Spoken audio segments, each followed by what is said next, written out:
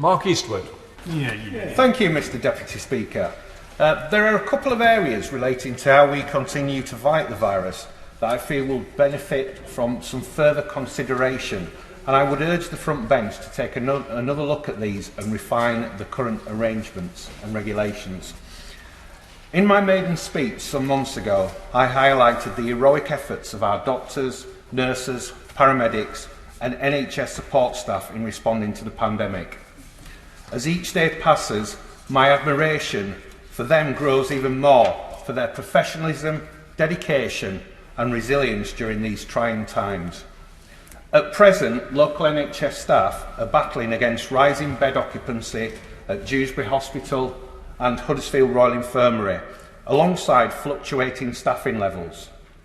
Sickness, the requirement to self-isolate and burnout due to the very demanding nature of their work and poor staffing levels has seen wards badly hit. Having spoken to fellow members, I also understand this is a big issue affecting hospitals outside my constituency. For example, Pinderfields, Leeds General Infirmary and St James's Hospital. In my local Mid-Yorkshire NHS Trust, at times up to 20% of junior doctors in medical specialities have not been at work, this through no fault of their own. This has the effect on increasing the pressure on those who remain on duty.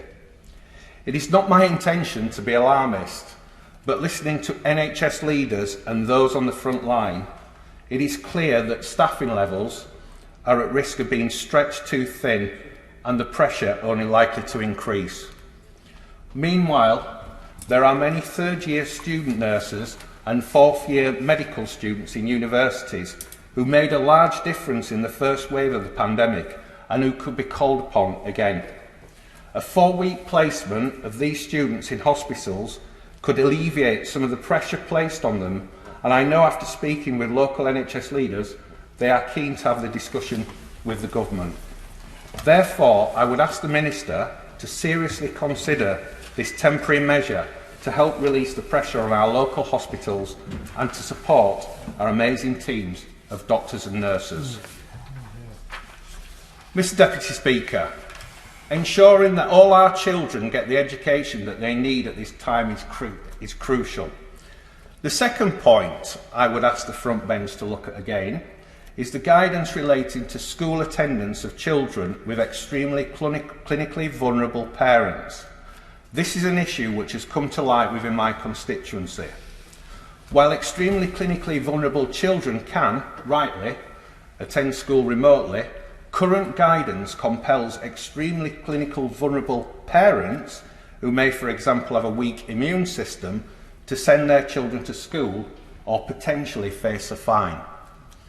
These parents are in a tough and worrying position, juggling concerns over their own physical health and their financial health, whilst being required to send their child to school and risk bringing home an infection when this could easily be remedied by also allowing those pupils to study remotely.